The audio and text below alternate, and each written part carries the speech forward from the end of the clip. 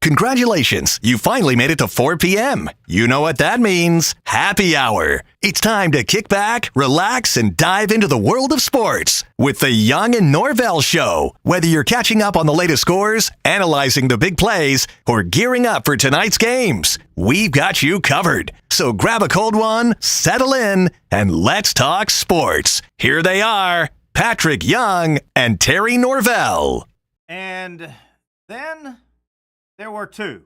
We have whittled this thing all the way down to two final teams still playing college basketball as we head to the NCAA March Madness Championship game tonight.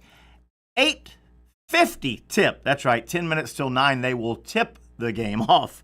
And you will have, obviously, the Florida Gators taking on the Houston Cougars. As we welcome you to Championship Monday here, we had a couple of really thrilling games on Saturday. Florida got by Auburn. We will get deep into that ball game. I've got a lot of thoughts. I know you folks do as well. Patric Young should join us momentarily. We will get into Florida-Auburn. And then, of course, Duke really probably let one get away. Duke, some people calling it one of the epic collapses of all time, but before you bury Duke, you've got to credit Houston. They never quit. They never, ever quit in any game, and I expect that the same tonight. But Houston kept coming and kept coming and kept making plays, and the offseason discussion around the Duke world will be, did their lack of just tough games throughout the season, they just did not have a lot of tough games.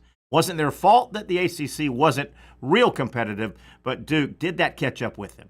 The great Cooper Flagg, who had a wonderful game, had a game-winning shot, I guess. He kind of pulled the string a little bit, was short on the jumper. But a lot of things happen. There's a lot of stuff that happens in a basketball game. You can't just put it on one player necessarily. Most people think tonight will just be a bare-knuckles brawl. Can Florida brawl with Houston? Can Houston keep Florida from getting in the upper 70s, 80s? If Florida touches the mid-70s or 80s, they win the game. I think that's pretty apparent whose style wins out. But I will tell you one thing. After watching both Houston and Florida all year, and particularly in this tournament, I know it's a late tip. I know you're going to get tired. But I'm telling you one thing. Second half, if one of these teams has carved out an 8-point, 9-point, maybe even a 10-point lead, do not go to bed. Do not go to bed. These two teams have been very, very resilient, and they just don't quit. Very good tip of the hat to the coaching staff of both Houston and Florida. They keep on coming. Florida, certainly the team we've followed much more closely here than Houston, but the Gators, my goodness, all season long, they've lost 4 games. Both teams come in 35-4. You've got 35-4 versus 35-4. So the Gators have lost 4 games. They don't blink. They just don't blink. Winning big, losing big, winning tight, losing tight, halftime, second half, the Gators keep coming. Now, it's been enough to beat everybody but 4 games. And I think you can say the same for Houston. Their coach, Kelvin Sampson, he's a hard ass. I mean that in a good way. He's a tough, hard-nosed coach. They have a huge feather in their cap due to the Cougars. They're almost like a really good college football team today that runs the wishbone, and they run the hell out of it. I know the wishbone's an offense, and Houston's known for defense, but where I'm going is style.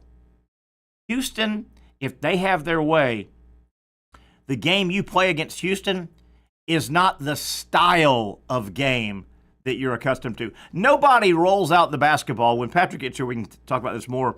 Nobody rolls out the basketball on October 1st in college basketball and says, all right, guys, let's work on how we're going to grind out games when we only score 59 or 62 or 66 or 69. That's just not what the style is in college basketball across the board. Houston wants to get you to play their style.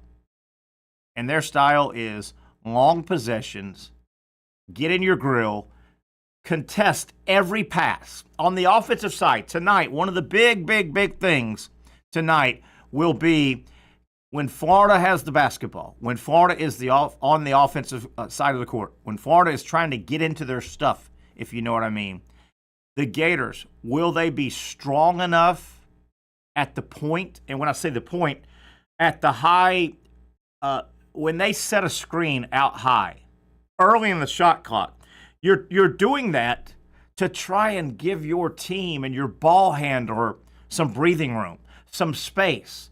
Houston wants to make every pass and every handoff. There are many, many, many, many, many handoffs in basketball, particularly at the college level. I know handoff sounds like a football term, but Florida, like a lot of teams, out high, they'll run one of their big men top of the key. The ball handler on the left or right will be either Clayton or one of the guards, and they will loop around toward the top of the key and try to rub their defender off on that screen to either do a screen and roll, screen and pop, or just breathe a little bit. Houston tries to make you suffocate. Number one, can Florida free up some space? And if you can't free up some space at the perimeter in a game like Houston wants to get you to play, that is a physical battle, and it's also a mental battle. You are contested with every pass, and all of a sudden that shot clock gets deep quick, and it gets deep quick over and over again. Can Florida handle some pressure? Can Florida free up some pressure on the perimeter to get into their stuff? Number one. Number two, one area Florida might be able to exploit is the Gators might be able to play over the top tonight. Houston is a good rebounding team. They're a physical team. They're not a tall team. Houston doesn't throw anybody 6'9", 6'10", 6'11", 7 foot. That's not their roster. Houston is a 3 forward, 2 guard kind of team. Florida has a lot of height, a lot of tall players. Houston, they will go 2 forwards and 3 guards, actually, is what they will play. Their starting lineup. And Houston is not real deep. They're not a deep team. Florida now is settled in with a team of 8 players. They've really turned it into an 8-man rotation now. But those 3 guys are quasi-starters. Everybody that goes 8 deep, the 3 off the bench aren't starter level. Florida's guys are starter level. I mean, Thomas Houck is starter. Say what you want. Aberdeen is a starting quality guy. Hanlogden, hell, he was your starting center a year ago, and then he got eligible or went ahead and pulled off the red shirt. Houston, their starting lineup, power forward, Joseph Tugler, 6'8", 230, sophomore, plays about 21 minutes.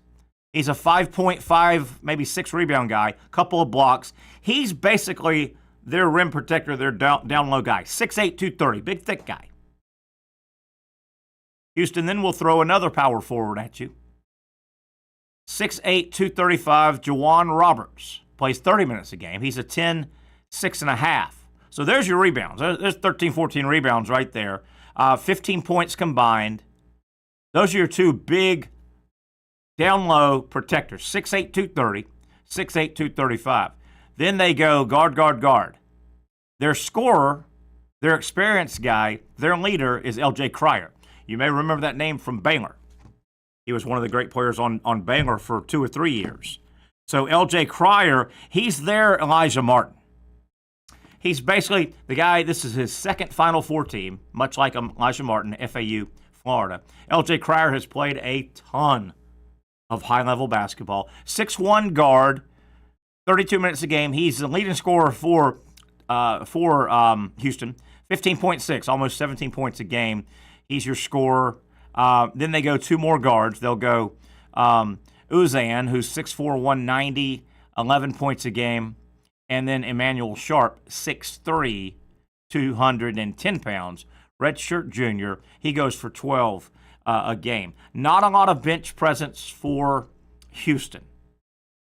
So Houston, and Houston doesn't have a guy like a Walter Clayton that you wouldn't be surprised. If Houston has somebody score 30, it's a big surprise, and that'd be a problem. Houston is a spread it out. Their starting 5, here are their points per game. The starting 5 for Houston. 5.5, 10.7, 11.5, 12.8, and 15.6. Really, really balanced. They chip in, and if you add all that up, you're getting in the 50-ish point range. You'll get another 10, 12, 15 off the bench. Houston wants a lower scoring game. They don't want to go 95-90. That's Florida's game. Houston wants to keep it really, really close. And they think they'll D you up when needed or if the game's on the line. Houston would just assume game on the line, be up by a point, need a stop, than game on the line, tie score, and Houston needs a bucket. Now, they are a little bit of a misnomer with Houston. Yes, they play defense probably better than anybody in the country. They don't score a ton, but they shoot the three ball pretty well. Cryer's the main guy. I think he was 6 of 9 the other night against Duke. So there's a quick look at Houston. We'll stay with that all day as Florida and as Florida and Houston get together. 8:50 tip. Just want to keep throwing that out. Okay, now some other things, kind of little housekeeping. Number one, real quick, before we get deep into the show, want to welcome another brand new sponsor here on the show. We're very excited to welcome Norvelle Realty. Lee Norvelle and his group over there in the Ortega area. They buy and will help you buy or sell anywhere in our viewing area in the Duval County area and surrounding counties. Norvelle Realty, I've known Lee a long, long time. He's been doing it since 1986. Hey, man, think about it. Buying or selling a home is probably your largest transaction in your life. You're not going to do a whole lot bigger than buying or selling a home. It's just a big, major transaction. Go with people that know what they're doing. Go with people that know this area. Either buying or selling, you can't go wrong. Norvelle Realty since 1986, and I can give you a vouch. I've known Lee a long time. We spell our names a little bit different, but we're cuz, as we say. Norvelle Realty, the contact number, 904, of course, right here, 388-4400, 904-388-4400, 4400 at the end, or check them out, Norvelle Realty, at norvellerealty.com, Norville. Norville. Tell me that Patric Young and Terry Norvelle said give him a call. I guarantee you they will take good care of you. Buddy Aaron checks in, says simply, go Gators. Go Gators. That's really all you need. One final game. Somebody cuts the nets down. Both teams, a wonderful season, but somebody cut the nets down is what it means. So want to get into Houston. Stay with Houston, Florida, the rest of the show. But Florida Auburn. Let's get to the Final Four. You saw Duke and Houston. Great comeback by Houston. Florida Auburn. First and foremost, I want to throw this out because there's some controversy on both sides. I've got a lot of stuff to talk about with regard to the officiating in the game. You know me. If you've listened to me over the years or watched me, I'm not a big bury the refs. We lost because of the refs. We lost because of bad call, blah, blah, blah, blah, blah. I will always stand my ground and say, hey, man, in a football game, there's about 150 plays. Basketball, you have a bunch of trips up and down the court. Baseball, you play 9 innings generally. I'm not a big bury the refs. That was why a team lost. And as a matter of fact, to prove that, Florida Auburn, my team won. I'm a Gator fan. I want Florida to win every game. I grew up going to Gainesville. I love the Florida Gators. Florida won the game Saturday. They beat Auburn. They move on. I'm watching the Gators tonight. Normally, the team that has the win, that fan base is happy with the win. My God, that was a horrifically called basketball game, I thought. Maybe I'm wrong. I went into the game Friday of last week.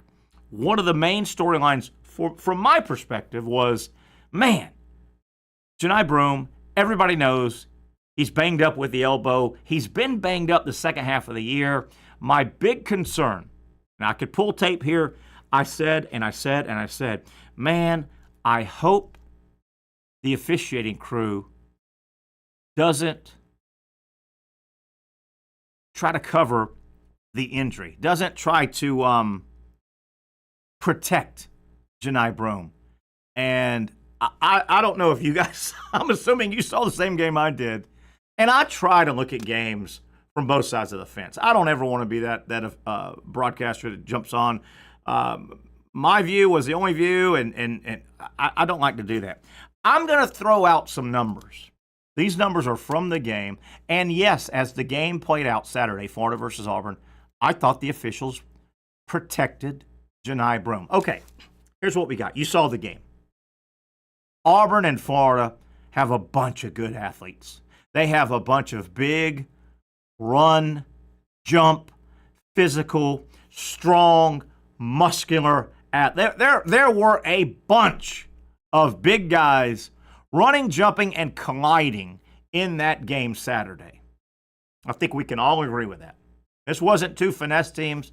These were big boys going at it. Johni Broome played 34 minutes of the 40-minute game.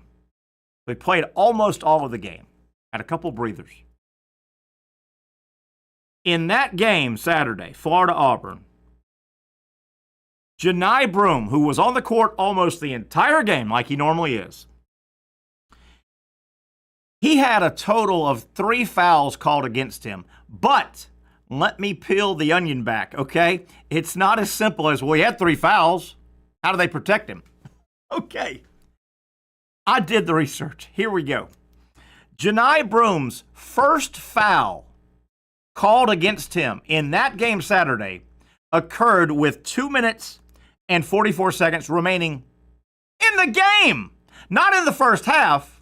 So Johni Broome wheeled through about 32 minutes of game action, physical game action. His first foul, the first foul called on Johni Broome, occurred with 2 minutes and 44 seconds remaining in the game. Okay, Terry, you may be saying 1 is not 3. You said he had 3. That sounds pretty fair. Johni Broome's second foul called against him happened with 37 seconds remaining in the game. And Johni Broome's third foul called against him occurred with 24 seconds remaining in the game. Now, 37 seconds remaining, 24 seconds remaining. The team that Broome played for was losing at that moment. So, what does that tell you? Those 2 fouls were intentional fouls. They really weren't fouls. He fouled on purpose to try and stop the clock and get the ball back. Johni Broome played 34 minutes and was whistled for 1 legitimate foul. You can't count the 37 seconds and the 24. He fouled on purpose. I thought that was a horrifically officiated game. The Chinulu flagrant one, I didn't agree with it. Will Richard got just dogpiled at one point. They call it Anyway. Now, you may be saying, and a lot of Gator... By the way, let me back up. This is not just Terry Gator fan piling on what I thought was horrific officiating Saturday night, Final Four, Florida versus Auburn. That was a massive internet topic all weekend. All weekend. And we're talking Gator Nation, neutral sports fan, college basketball nation. We are also talking about members of the media that cover college basketball. This was a massive internet story. God almighty. Florida didn't get a bit of a break. The officials buried Florida. That's not Terry. That was across the board. If you did, what are those top 10 Twitters and Google searches and stuff like that? That was a major internet story, not just me. Now, Gator Nation, I've seen it on social the last couple of days. I'm going to, I think, make you feel a little bit better. The officiating crew Saturday, 6:09 tip, Florida versus Auburn. Tony Padilla, Roger Ayers, and Courtney Green. That was the crew that worked Saturday, Florida Auburn. I also told you Thursday or Friday of last week that the 11 officials have been chosen to work the Final Four in the championship game. Why 11? 2 Final Four games. 3-man crew, 3-man crew. 3, there's 6. Championship game, a new 3-man crew. There's 9, and they sent 2 alternates in case somebody gets hurt or gets ill. So, Gator Nation, put this in your pipe and smoke it. I don't know what it's going to do for tonight, but Tony Padilla, Roger Ayers, and Courtney Green, they are not officiating tonight. That crew's done. Tonight, the final crew to call the final college basketball game. They have not worked the Final Four yet. They did not work the Duke game against Houston, and they were not the crew. They've been saved. Theoretically, they're the best crew. They've been saved for tonight's game. Ron Groover, Doug Sermons, and Terry Oglesby. That is your crew. So the crew that worked Saturday, Florida Auburn, they're done. They are not. Now, I don't know if that's good, bad, better, or worse. Ron Groover, this will be his 7th Final Four. Doug Sermons, this will be his 10th Final Four championship game. Terry Oglesby, this will be his 6th Final Four. So, for what it's worth, Gator Nation, maybe that makes you feel a little bit better as you're counting down the hours to tip-off. No, it will not be the crew that worked. And man, I think most people, particularly most neutral people, would have watched that game and went, damn, Florida's not getting a break at all from this officiating crew. Wanted to get that out there. I think another interesting, I don't know if this is real scientific, but it's just interesting. Both teams tonight, Florida and Houston, they come in with 35-4 records. Pretty gaudy. Houston, their 4 losses, and I don't know, this is just, I want to throw it out there. I don't know if it plays in the equation. Houston has lost 4 games this year. 3 of their games, they lost in overtime. So they've been in every freaking game. They're good. Houston, one of their losses earlier this year was to Auburn. Now, this was a long time ago as well. Auburn beat Houston 74-69 in regulation. So Auburn got 74 on them. Florida beat Auburn twice this year. Florida's 2-0 against Auburn. I don't know what that counts for or what have you. Just throwing the facts out.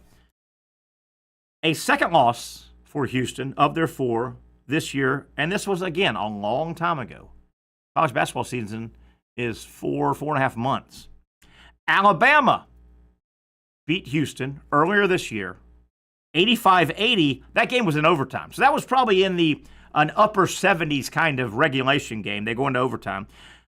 Florida beat Alabama twice this year. So Florida, so far, in these 2 games I'm talking about, these 2 opponents, 4-0 against 2 teams that beat Houston. Houston's last loss this season happened in February. They lost 82-81. I watched most of the second half of this game on a Saturday or Sunday. It was a weekend game. Houston lost 82-81 in overtime to Texas Tech. Florida beat Texas Tech. So Florida 2-4. Florida right there is 5-0 against 3 of the teams that beat Houston. Now, Houston's fourth and last loss, if you're counting them up, Houston also lost 73-70 to San Diego State in overtime. And San Diego State, I think, made the tournament again. They were in the Final Four a couple of years ago. San Diego State plays good basketball. Not one bad loss in the bunch. 3 in overtime, 1 in regulation. Florida has beaten 3 of the 4 college basketball programs that beat Houston. What is it for? What is it worth? I don't know. Just wanted to throw that out. And look at the scoring. Auburn beat Houston and put 74 on the board. Bama beat Houston, put 85, but that went in overtime. So call that somewhere in the 70s probably. San Diego State beat Houston and scratched out 73 in overtime. So they were probably in the 60s, where Houston likes to live. Texas Tech in overtime beat Houston 82-81. That game was probably mid-70s. Point being there, It's hard to score against Houston. And I saw or either read a stat this morning. Houston has allowed 70 or more points only 6 times this year. And I'm too lazy. I need to go back and look. I'm not sure many people touched. I mean, Alabama touched 80, but that went overtime. Texas Tech, 82, barely touched 80. That went overtime. Hell of a defensive team. As we go to break, if you're still making plans, you still have time if you're in the Jackson. I don't know where you're watching and listening to the show live, but I want to throw this out. Huge viewing party in Gainesville. The O-Dome will open at 7 o'clock. You could get on your car and head on down. The O-Dome viewing party, free admission. Obviously, they'll sell concessions, but free watch party. 7 o'clock, doors open for the 8:50 tip in Gainesville at the O-Dome. If you so choose to be around a bunch of like-minded folk, jump in your car and head to Gainesville. Wanted to get that out. A lot more to get to here on the program, and I'm just going to be mean here as we go to break a little bit. The number one reason I was ecstatic that Florida beat Auburn so the Gators could move on in the tournament and go to the championship game. Well, I'm a Gator fan.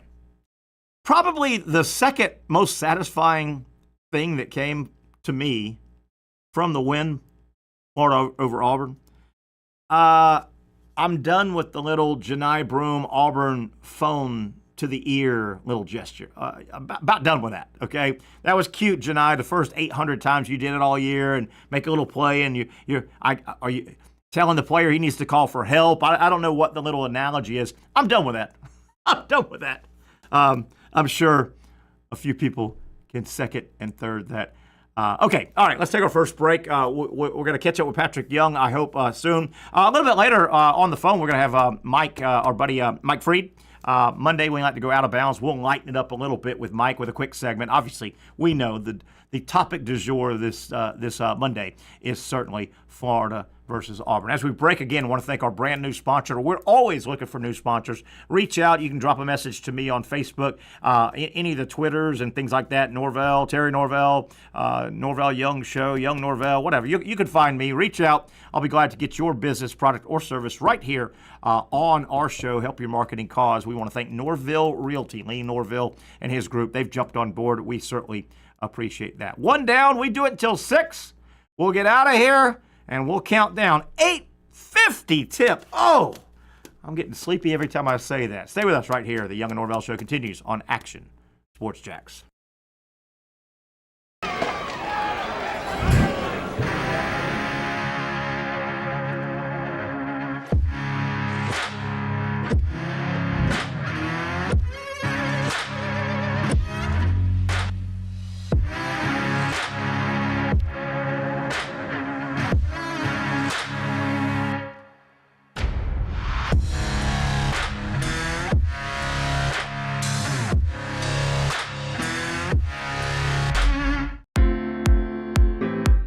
At Southeast Orthopedic Specialists, we know pain and injuries can stop you from doing what you love. This is why our board-certified orthopedic specialists offer the latest in both non-surgical and surgical treatment options and create a treatment plan tailored to your unique lifestyle and goals. So, whether it is a sports injury or that nagging pain that's keeping you from doing what you love, our team has the right treatment for you. For more information or to schedule an appointment online, visit our website. Finally, a family atmosphere, kid-friendly restaurant with a real sports bar feel. Bricks Jack's Beach features all of that and a large, climate-controlled covered patio with misting fans and heaters for all seasons. Mix in an extremely diverse menu that features the most quality and affordable steak at the beach, and there's no reason not to enjoy your next lunch, dinner, happy hour, or big sporting event at Bricks Jack's Beach, 300 2nd Street North in Jacksonville Beach. See you at Bricks Jack's Beach. You really got to hand it to him. Hold on. The previous play is under further review. I'm not sure what he could review, but okay.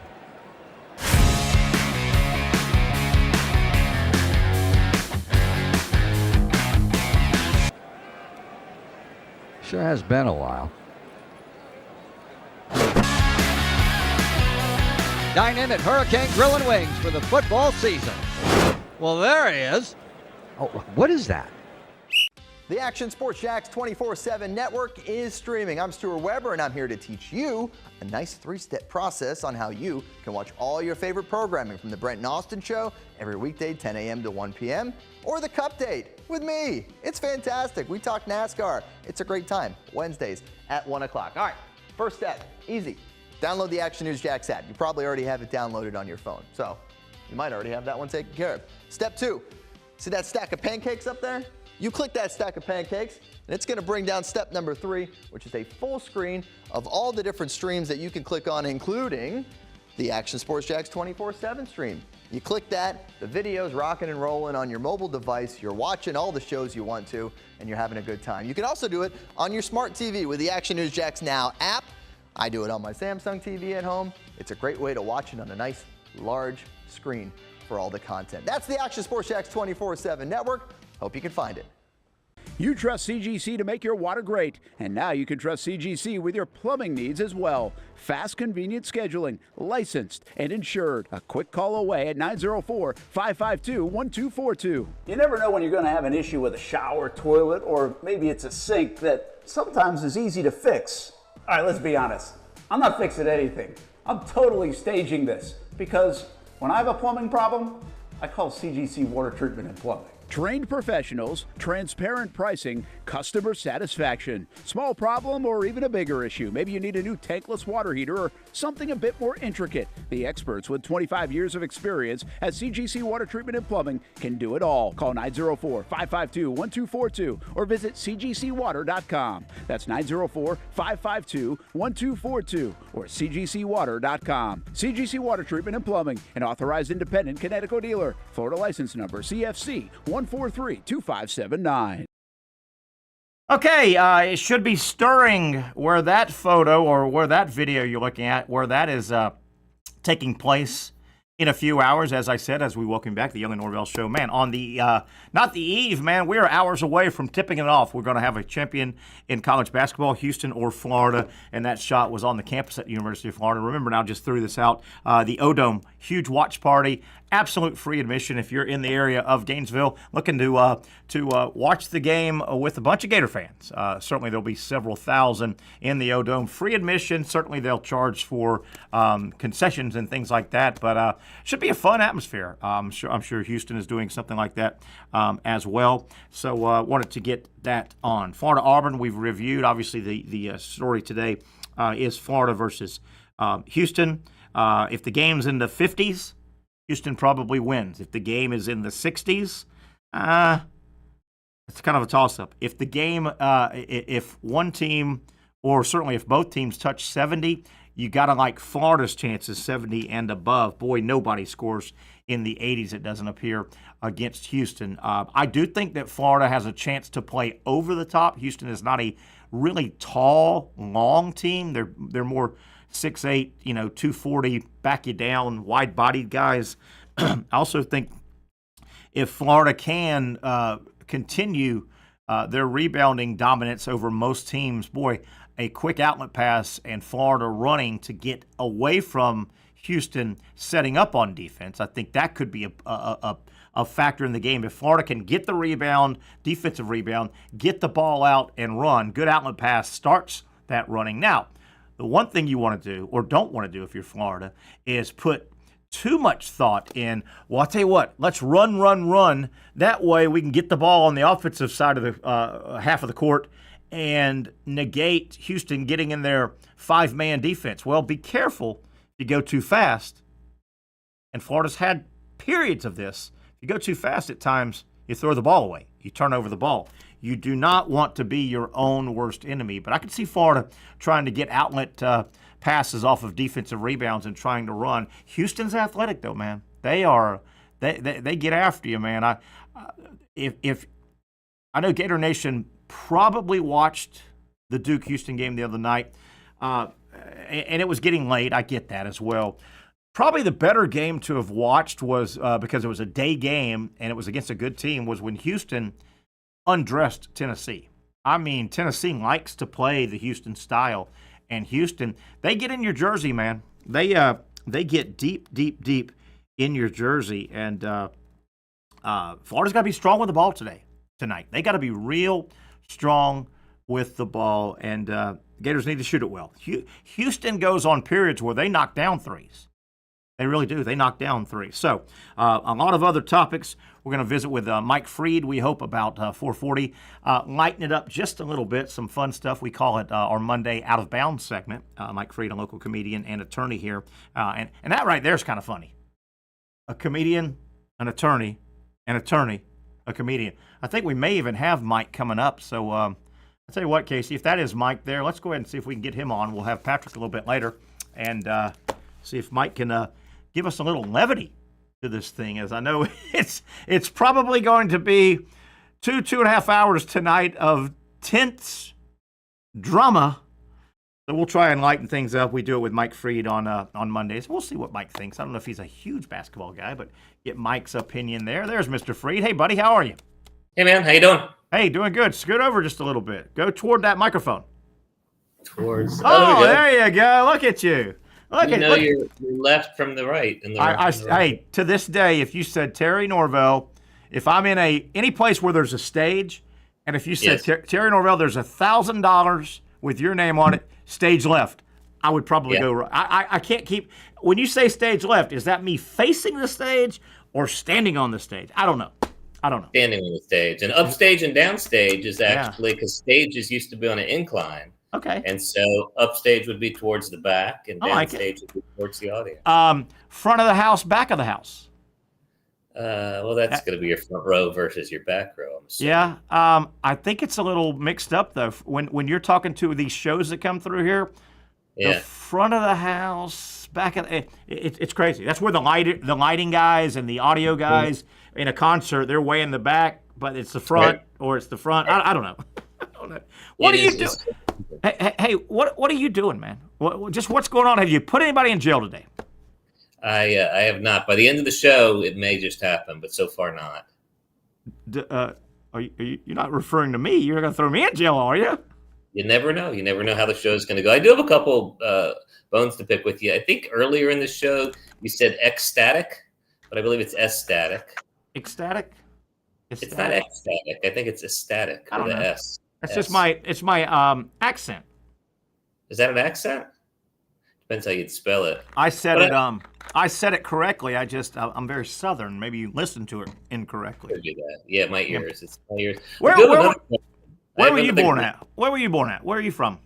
I was born in Alexandria, Virginia, in the D.C. metropolitan area. Okay, I like it. I'm a D.C. boy. I'm a Redskin / Commander / Washington football team person. What about the Houston Cougars and the Florida Gators? Where do you fall there? Practicing. I'm a Patriot. Practicing all in Florida. You better be Gator tonight.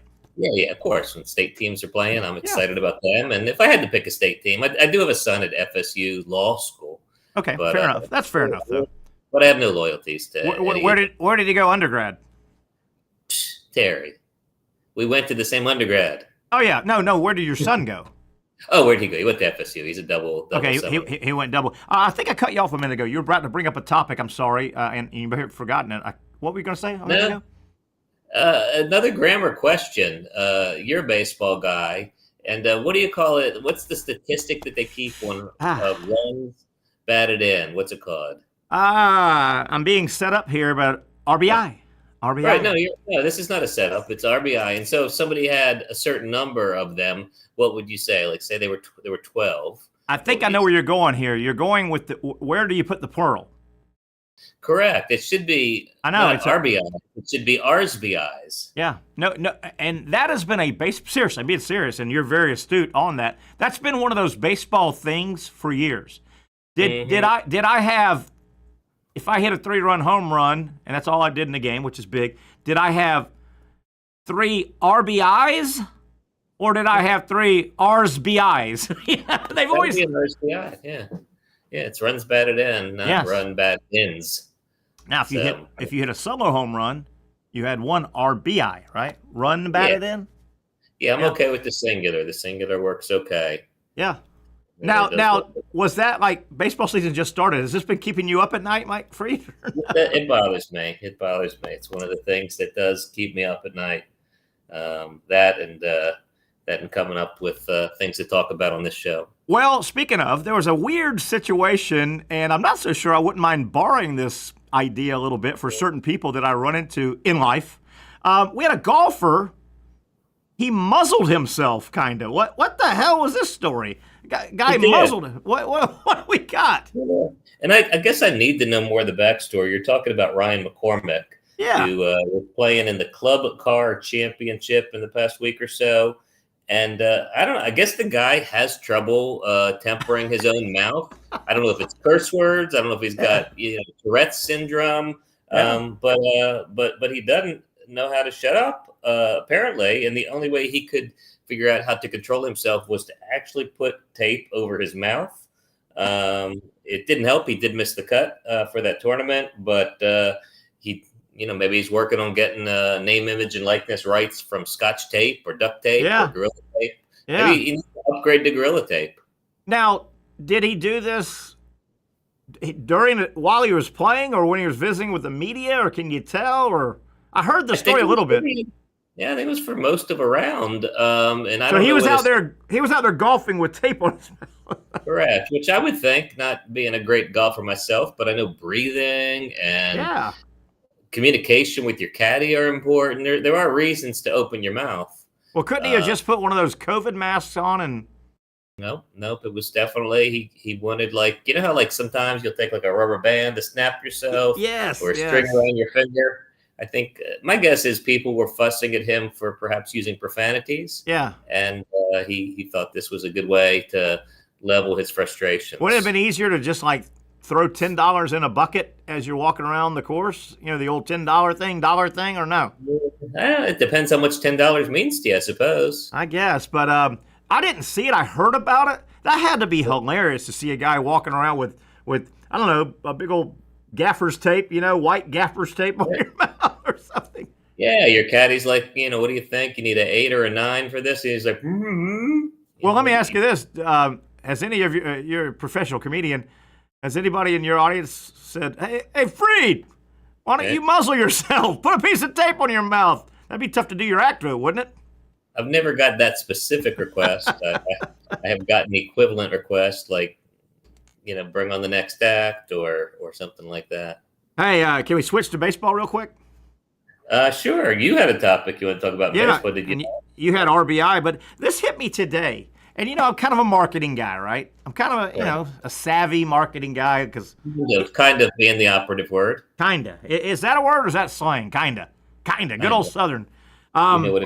Well, years ago when baseball was really had an image issue and they were trying to bring, I think the strike and things like that, and baseball was trying to bring back the fan. And you probably remember, and I'm dead serious, you'll remember this, they had a massive marketing campaign, MLB did, and they plastered it for a long time. And it was built around the home run. That's the exciting play in baseball. Chicks dig the long ball. Yeah. Remember that? You remember that, don't you? You remember that? Yeah, I don't know. It could be a euphemism. It could refer to other things. Yeah. Well, I got thinking. You know what? A playoff that, and that was a good campaign. Mm-hmm. Maybe you should kind of revive that campaign, which was good. It was a good campaign, and maybe make it a little more modern and say, chicks dig the long ball and the thick bat. The thick bat where the torpedo bat, it has a big thickness. They dig. Right. Chicks dig the long ball and the thick bat. Right. Little play on. Kind of dirty though. It's kind of dirty is where I'm going with that, sort of. Yeah, and then I forget, Terry. What color is the bat? The bat. Well, bats can be multiple colors, really. If you. I believe the torpedo bat bears a particular color. I don't know. You say it. No, I'm not saying it. But is that too risque? Is that a little too? It's not an entendre, but what is it? It's too visual. Too. I never saw chicks dig the long ball as having a potentially double entendre. It was just like trying to say they dig it when you do something huge and heroic. I think if you get into the long bat, and erotic. Did you say erotic? Heroic. Heroic, yeah. Well, I'm dirty by nature, Right. I think you'd have to do a survey to see what chicks actually dig. All right. I'm working on my own statistically significant survey, and so far, I've found out with some degree of statistical certainty that they do not dig me. So. Yeah, exactly. I've got the chick repellent somehow. I've got it on. I think that's my cologne. Is chick. If I looked at the bottom and really saw what I was putting on every day, it probably says chick repellent on it, right? Are you suggesting that if I learned to hit a long ball, that I would somehow be more popular with the women? No, I'm suggesting you should do what I did with. I threw that cologne out, and I finally sprung for Sex Panther off of Ron Burgundy. Right? The Sex you Panther. You attracted a lot of Panthers? A lot of Panthers coming your way? Not really. But, hey, tonight we'll watch some Cougars in action. Is that what they are? Houston is a Cougar? Yeah. It almost makes you not want to root against Houston tonight because, I mean, you hate rooting against the Cougars, don't you? I love Cougars. Yeah, depends who you are, but Cougar for you and me means they're 90. I know, though. That's the problem. I am so far out of the Cougar realm. Right? Yes. You are a Cougar. That begs the question. I think it's always a good question, right, for conversation. In a fight, would a Gator beat a Cougar, or would a Cougar beat a Gator? Wow. Let's break that down. Well, who's got home field advantage? That's key. I think that is key. It's a question whose territory they're fighting in, isn't it? Yeah. I don't know. Is there a place where a Cougar and a Gator coalesce? Their Venn diagrams overlap? Yeah, maybe at the 17th hole at the Players, that little island in the middle of the water. Yeah. If they both could meet out there, maybe. Because, where are Cougars? Where do Cougars live? Do they live in Florida? Houston. Well, do they even live in Texas? A lot of times the mascot has no connection with the city state. I know. I think there'll be a lot of them in Houston and San Antonio tonight. I think there'll be a lot of Cougars. Do you remember a few years ago where the Gators media guide had a crocodile on the cover? I was in Birmingham that year. Ron Zook was the head coach, so it tells you how long ago it was. I was in Birmingham at the SEC Media Days. And that was back when nowadays all your media guides are electronic. In the not too distant past, every school would produce. Let me see a media guide this thick in football, and we'd actually have to get them all and ship them back to our station because you wanted them all. But Florida, when it was Florida's day and their media guide showed up, everything was going good. About half the day, some Einstein named Mike Freed went, "Wait a minute. That's got that long snout." A Gator's got more of a square. They had a crocodile on the cover of the Florida Gator media guide. That's crazy. All the botanists there, and there is a way to tell the difference between a gator and a crocodile. Do you know the way? No. So a gator, you say "see you later" to. However, a crocodile, you see them in a while. You see them what? Say that last part. In a while. In a while, crocodile. Yeah. See you later. We've taken it to third grade humor here on the Yellow Norvelle. Hey, is that in your act? Please tell me that's not in your act. This is just a big workshop for me. We're focus grouping it. Yes, exactly. Hey, group was not placed. We're having a little fun with our Monday segment. I really enjoy it. We call it Out of Bounds, kind of the lighter side of sports, to kind of, take a breath here. Everything's so tense. Tonight it'll be, every basket will be. Sometimes you got to loosen it up a little bit. Mike, you've got something. I've got something, too, on Tiger. And I'm a big Tiger Woods guy. I'm going to throw mine out first, and I want you to throw your stuff on top of it. Okay. I thought it was hilarious, and you probably saw this. Was it last week? Tiger. Now, he's a 50-year-old dude, but you know what? When you fall in love, you fall in love. He's all excited. Yeah. He's got a new relationship going, and the girl's beautiful. It's Donald Trump Jr.'s ex-wife, and this is all serious. I don't know if you've heard the story. Junior's ex-wife. Junior, it's Junior. So it's the former daughter-in-law of the President of the United States, right? And she and Donald Jr. divorced. Very pretty girl. She's 40-ish, but very in shape and all. So Tiger, who lives down in the Jupiter area, Mar-a-Lago's in that area. So, Tiger is dating her. And we all get smitten at times. I don't care. You get smitten if you're 50, 60, 21, 16.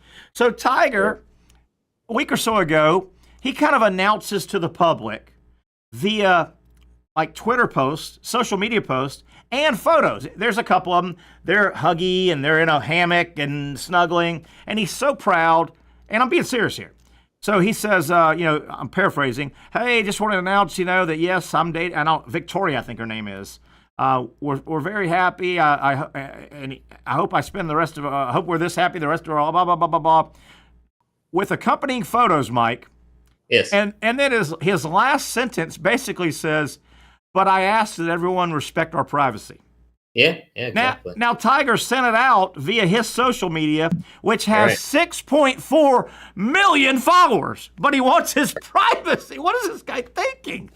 Yeah, not very well thought out. I mean, it's although it is actually a pretty good indication of, I guess, what celebrity is like for some people, and that is they want privacy on their terms, but they want to publish and get the credit for it and the followers and the money on their terms as well. Yes. So. I just thought it was hilarious. He ended up by saying, hey, we're very excited, we're happy, and we ask that everyone respect our privacy. As you throw it out in front of 6.4 million people, Mike. And I will say, on the Young and Norvelle show, I want to announce that tonight I will be eating barbecue chicken, broccoli, and sweet potatoes. But I do ask that the listeners and the viewers respect my privacy. I would like to eat by myself and my daughter.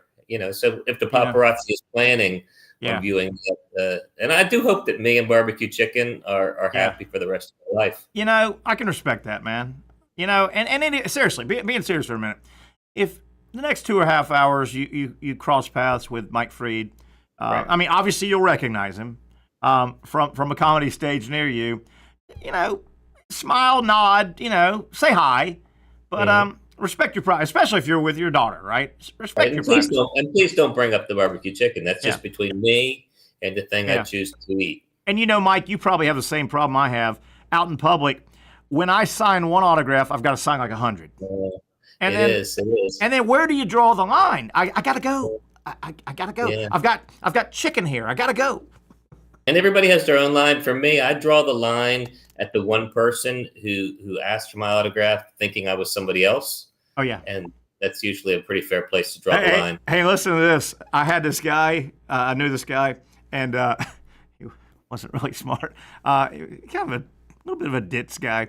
Not a real big sports guy. And so he was traveling, and he told me the story. He was traveling and was getting on a plane, and he was in the back of the plane because wasn't real smart or really, he's back of the plane material. So you walk through the first class, and he sees this guy. You could tell he's an athlete, just this big, strong guy. You could tell he's an athlete. And this friend of mine who, like I said, is not real smart, he thought, oh, my God, that's and he saw him sit down. He was tall. He goes, oh, my God, I got to go get his autograph. LeBron James, can I have your autograph? And the guy told me, he said LeBron James was really Shaquille O'Neal. He kind of patted him on the head, and he said, I'm not LeBron. Can you believe somebody would have done that? Is that crazy? What an idiot. I mean, the only thing dumber than that is taking somebody else's story and telling it. Who would do that? That's comedic plagiarism, isn't it? You can't do that. It is. Although for the benefit of our listeners and viewers, that would be a callback to last week's episode when I confessed that faux pas. You asked Shaquille O'Neal, you called him LeBron James and asked for his autograph. And he called me little man. And he did. I was just asking for a photo, but I like your version of the story better. Yeah, let me go back to the comedic plagiarism. I've always thought, Mike, plagiarism and plagiarizing, such a dirty word. I like to call it research. Right? It's research. It's not plagiarism, right? Right, I agree. Hey, the minute you, I like to call it research. Yeah. Hey, me too. Hey, I saw you. We turned that around, didn't we? We turned that. Yeah. Speaking of that, seriously, plagiarism. And you're a comedian. Yes. No. Do you? And I guess this would apply to songwriters as well. Serious question: when you are working on a new act, a little bit new material, do you ever go, Gosh darn, was that my own thought, or did I hear a comedian say that 12 years ago? And do you ever worry about that? Seriously, a little bit. Very much. No, it's definitely frowned upon. You can be shunned in the comedic community, even on a local level. And sometimes it's inadvertent. I agree with that. Yeah. And when it is, I've had that experience. We workshop on the weekend, a handful of us, and somebody will be like, no, I think that's too close to so-and-so's joke. Yeah. And for the most part, I don't watch a lot of comedy because I am fearful of doing that. Now, a derivative joke is okay. You could take the idea of somebody else's joke, and of course there's subject matter. I mean, what comedian hasn't told a joke about, whatever, a bathroom stall or flying a plane? But if it's the same punchline, like Carlos Mencia is one comedian who's been shunned. You can Google it, where Joe Rogan has called him out and done like a PowerPoint presentation of jokes that he's allegedly stolen. And did he call him out about? Did Rogan call him out about stealing Rogan stuff, or in general just borrowing from a bunch? Other people. It wasn't even Rogan's jokes. And he went up on stage one night and just totally embarrassed Carlos Mencia, and it hurt his career. He's been less popular. Didn't I may have him mixed up? Didn't Mencia? He ascended to the point. He had a TV show. He had his own show. Kind of Mencia. Yeah. And I've worked with him, and he's a very funny guy, but he does carry that reputation. Robin Williams had a reputation. And again, I'm not saying anything. This is not from my personal experience, but you could Google.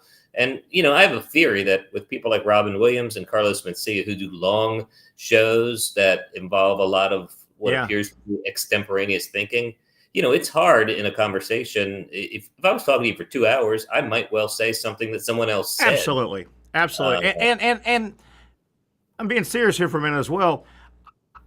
I've taken stuff and kind of put my spin on it. Right. Do you need to give a little credit at the beginning to cover your ass, or? No, you just can't do it. I mean, you could, over a dinner conversation, I could say, oh man, there's this funny joke that, someone else told. But on the stage, it's got to be your own stuff. Well, let me ask you this, my man.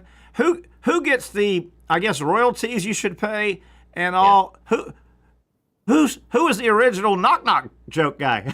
I mean, right? Knock. Right? I mean. Well, that's a format versus a punchline. But the aren't you glad I didn't say banana? Yeah. I see somebody. Do you have a go-to knock joke? Yeah, I got one, but it's very subtle. And I don't expect you to appreciate it, but I'll give it a go. Who's there? Can you wait? Am I early? I'm sorry. You're a little early. Knock. Who's there?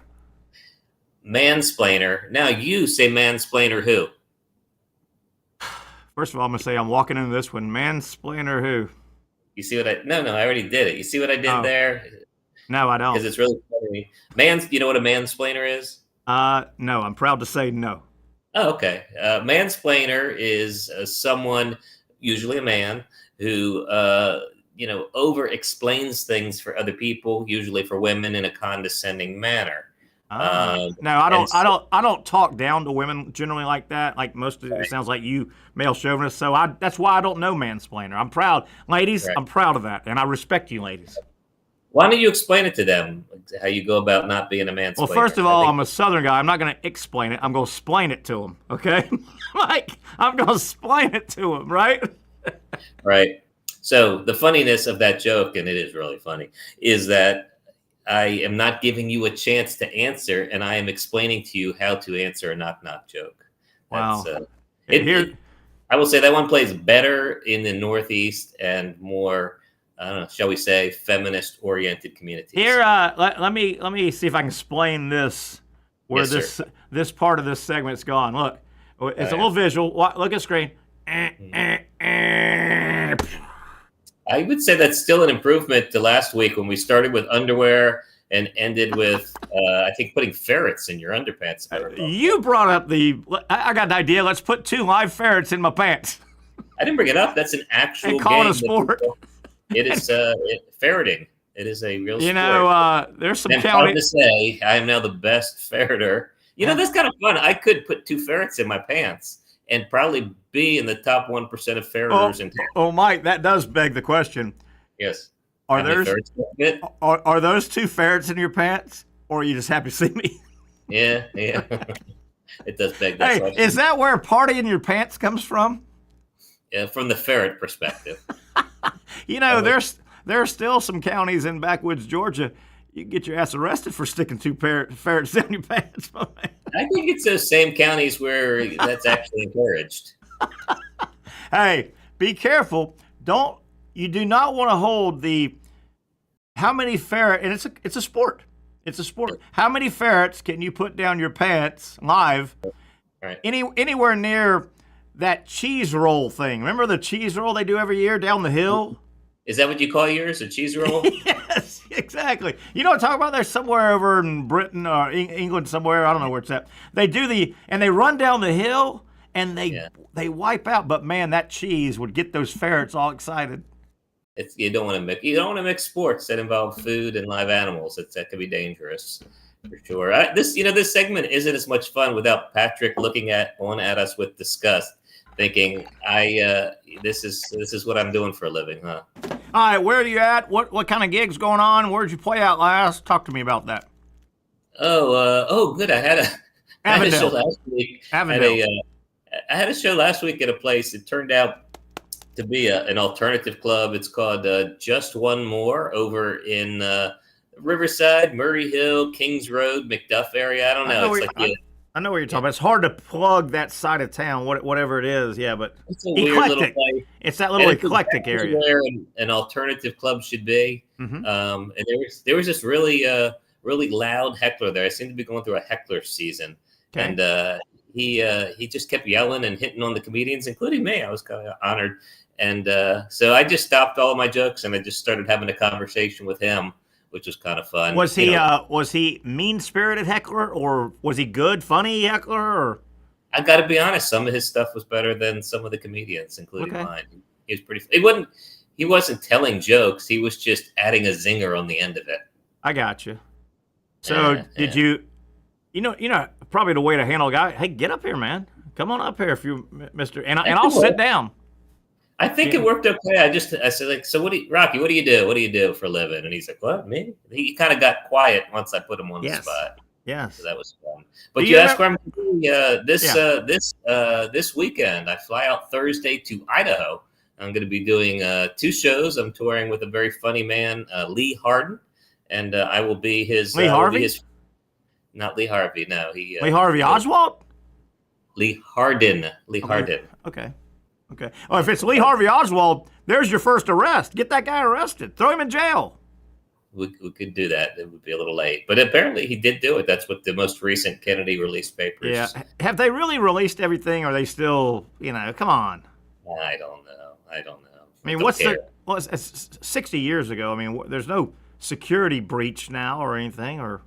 I guess the only thing I don't know. I don't mean to make their case, but the only thing I can imagine being secretive, maybe even forever, is like if there were CIA people involved in this and that and the other. Should the grandkids of those CIA people be protected in case somebody wants to retaliate? Yeah, but I mean, it's our country. We have a right to know. The leader of the free world that got cold-blooded killed and on national TV, for God's sakes. I still say, Mike. And we're way long. We're gonna have to bill you extra for this. No. It's the other way around. I'm paying you. I still say, Mike, that JFK getting shot. That's the biggest news story in the history of the world to this point. What was bigger? The sitting United States president, the leader of the free world, was shot and basically killed on live TV. TV wasn't even that old back then. I mean, does it get bigger than that? Biggest news story in the world I would say it's the biggest assassination. I mean, you could argue the dropping of the first atomic weapon, That's the big. end of World War II. Yeah. I don't know the landing on the moon. I don't think is bigger. The birth of the third Kardashian, that's pretty big. That's freaking big. Yeah. Somehow the Young and Norvelle show pulling off Mike Freed once a week on Mondays. Big news. Yep. Big news. All right, where are you at next? Do you know? Idaho.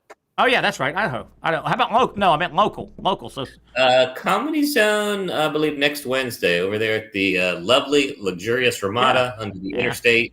Just where you want to hang out. Will there be totally new comics? You know, I went about a month ago. I went over there. Will there be new guys and you, or will it be the same crew, or how does that work? It's always a new batch of local and regional comedians on the Wednesdays, and then every weekend it's a different headliner. Some great ones coming up. Awesome. All right, Mr. Freed, I'll let you get out of here. Go get your chicken and rice or whatever you're having, and we'll do it again next week, buddy. Thanks for everything you do. I appreciate it. Go Gators. That's our buddy, Mike Freed. Boy, he knows how to close the show, doesn't he? Go Gators. He knows. That guy, I tell you, he's a pro. He is a pro. All right, let's take a break. 1 hour down. We'll get back into basketball. I wanted to take a little bit of a break. I knew we were going to get deep into March Madness Final Four championship game tonight. We'll get back into it. And a couple of other little topics here. Got some baseball, just some general sports stuff. We want to make sure we don't totally turn our back on. 1 down, 1 hour to go. Stay with us. It's the Young and Norvelle Show, hours away from tip-off, Florida-Houston National Championship game. For those dealing with pain from a sports injury, arthritis, or spine condition, Southeast Orthopedic Specialists offers innovative new non-surgical options. Our regenerative medicine treatments, including platelet-rich plasma and other regenerative treatments, use your body's own restorative cells to aid in treating injuries. These procedures are performed in our offices and typically require minimal downtime. If you want to get back to doing what you love, our regenerative treatment options may be right for you. For more information or to schedule an appointment online, visit our website.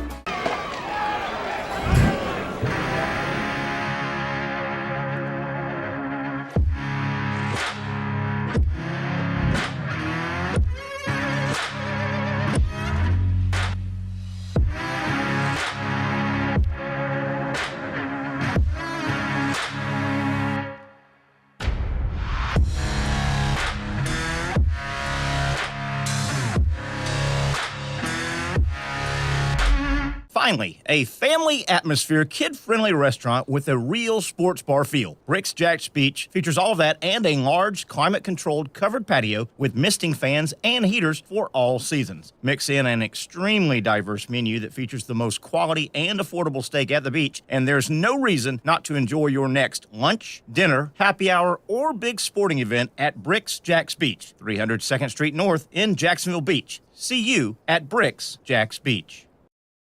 You really got to hand it to him. Hold on. The previous play is under further review.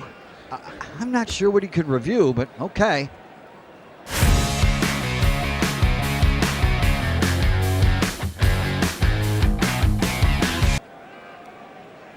Sure has been a while. Dine in at Hurricane Grill and Wings for the football season. Well, there he is. Oh, what is that? Hey everyone, Olivia Tasley here from Action Sports Jacks to tell you all the different ways you can watch our new 24/7 network. 3 easy steps. You don't even need a pen and paper to write it down. Step number 1, download the app. Search Action News Jacks in your app store either on your phone or your smart TV. Then, once you're on the app, click on that little drop-down menu in the upper left-hand corner with the 3 little lines. That'll show you these options, and boom, right here, click Action Sports Jacks 24/7, and you will be brought to our continuous stream channel. That app can be accessed through all these different platforms, whether you have Roku, Fire TV, Smart TV, Apple TV, or Google TV. You can find our app. Now, if you don't have access to the app, don't worry. We still got you covered. We're across all social media platforms from Facebook, Instagram, X, YouTube, Twitch. We have a podcast channel. Plus, check out our short reels on our TikTok. Action Sports Jacks 24/7. It's on all the time and everywhere.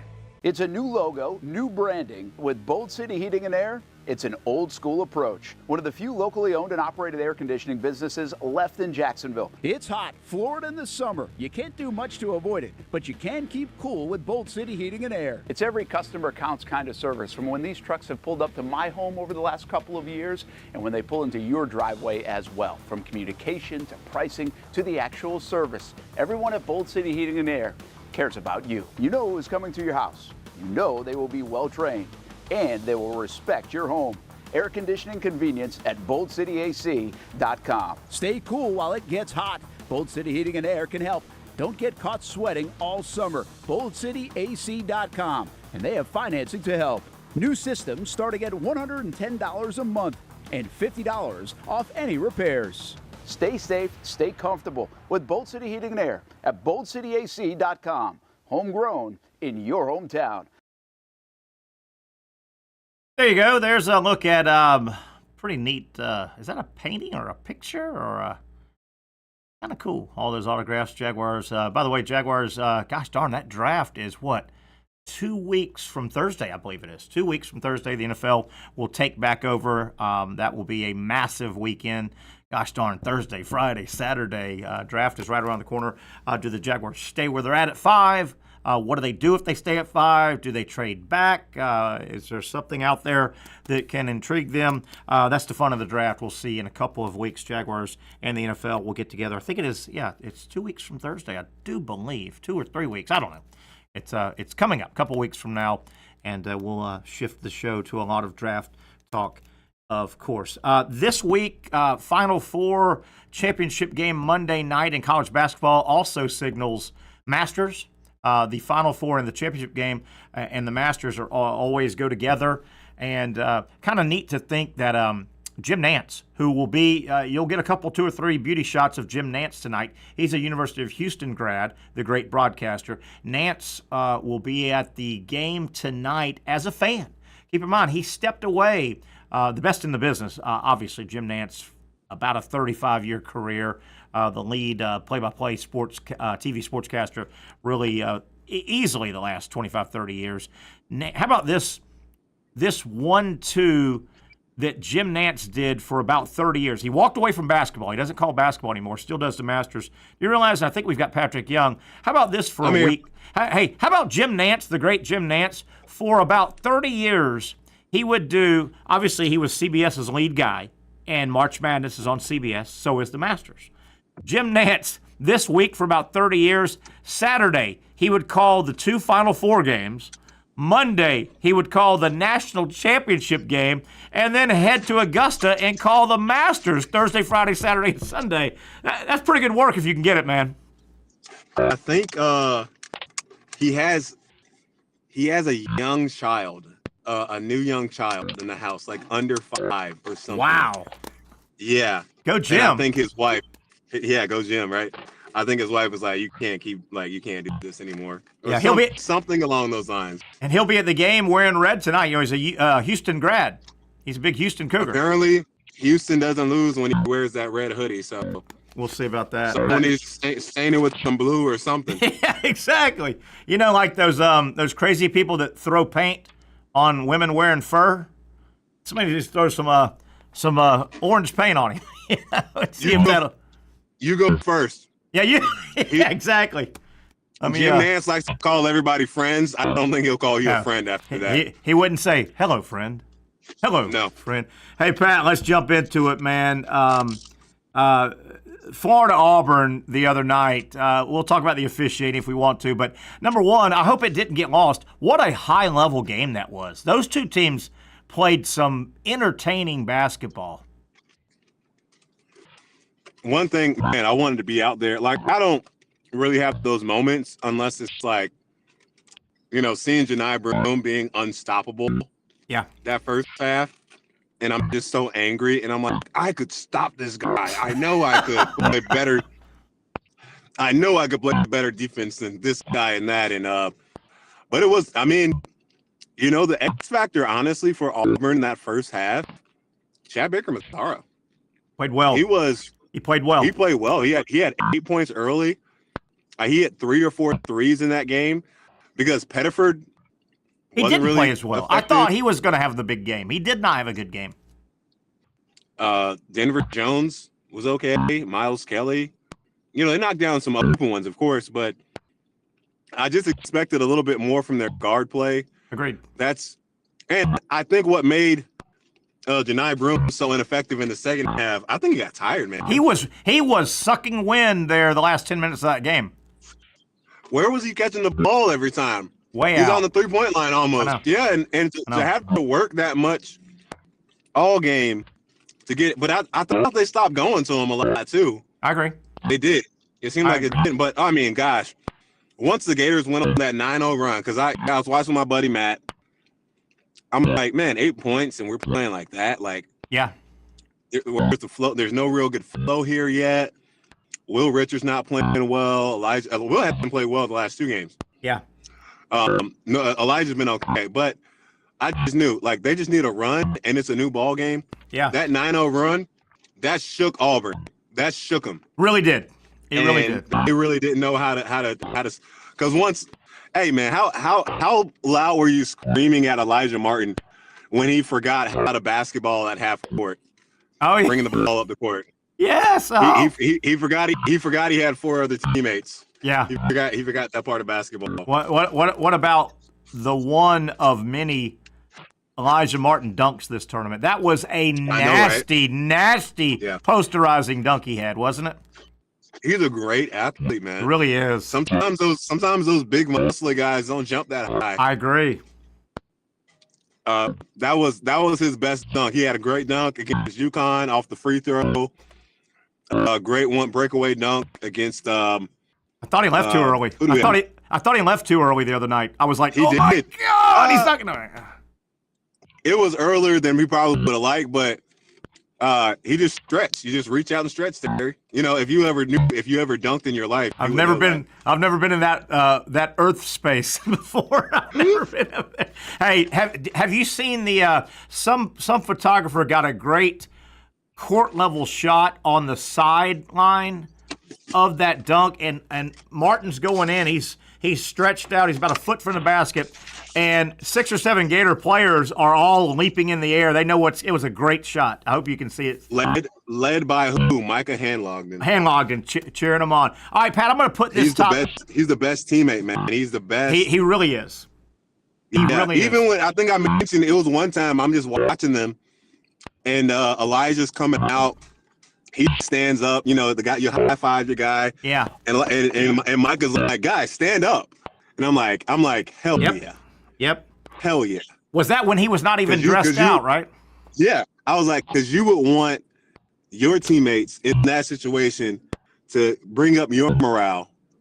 Like he didn't have like a good few minutes or whatever, but you want your teammates to bring up your morale. And that just goes to show. But what I'm fearful about, thinking about this Houston team, they are they're not going to wear down. No, they go, man. They go, man. All 5 of their guys that their whole team apparently can run a mile under 5.5 minutes. They go, big man. Guys, that's like, it's unbelievable. And people are like, how does that relate to basketball? They're in the freaking final game. First off, they go, man. They didn't wear out all their close games. They were like 18-0, and a bunch of their 18 close games. 2 of their 4 losses were in overtime, close losses. So I just fear. I don't think they don't quit. They're not going to quit. They don't quit. Florida doesn't quit either, but they don't. You know, they're very spurtable on offensive side. You're going to get, 9-0 runs, 10-0, just points galore. Opposite for Houston, I just worry that if Florida gets down, it's going to be so hard to come back against this great defense. If Florida gets up 10, 15-point lead, as long as they take care of the ball, I think you beat Houston easily. Yeah, could be. Pat, but that's easier said than done, though, right? You mentioned take care of the ball. First hour, I'll let off with a couple of topics that I'm going to be watching. The first thing that I want Florida, the first hurdle I hope Florida can cross is when the Gators are on offense. And Florida, their staple on offense is they have a big man come to the top of the key, and he sets a pick. He sets a screen. The ball handler on the right or the left loops around and wants to rub his man off that screen and create space. You know, just get some breathing room to pass for the next guy. For the next guy, right? For a handoff or whatever. To either hand off, pass, or drive. Houston, they've got a way of making everything contested, and you can't breathe. You've been there, Pat. You can't make a simple pass on the perimeter. They got to be strong with the ball screens. They got to be strong on the perimeter. and they can't burn 20 seconds trying to get in their offense. Right. You know, but Houston wants to burn. With that, Terry. Well, a few things with that, Terry. Like Condon and Houck, they have to be a threat up there, up top. If they get it, you know, the big kid Roberts or whatever, he's going to be up on them. When they catch it at the top of the key, he's going to try to get it out of there. He's going to try to pressure them to catch the ball further back. He's going to try to pressure them when they want to go dribble handoff. So how do you beat when someone's over-pressured you? You attack them. Yeah. As you might think, no, you need to take it back, relax. No, you attack them because then it's going to force them. They pick up a foul, you score. They're going to have to be a little bit less aggressive because in that first half, I mean, Auburn – they took away that dribble, the exact set you're talking about. We see it all the time. Florida is trying to run their offense where they're dribble handoff. The first guard cuts back door. Yeah. To try to create space for the next guard to grab the ball and create a play. They were denying the heck out of all of it. And Houston, you think Texas Tech and Auburn did a good job? Well, you see Texas Tech on those plays, Terry. You're right. Yeah. You're absolutely right. Yeah, yeah. Hey, Pat, I'm looking at the roster here for Houston. They don't go real deep. Florida goes 8 deep. No. Houston doesn't go real deep.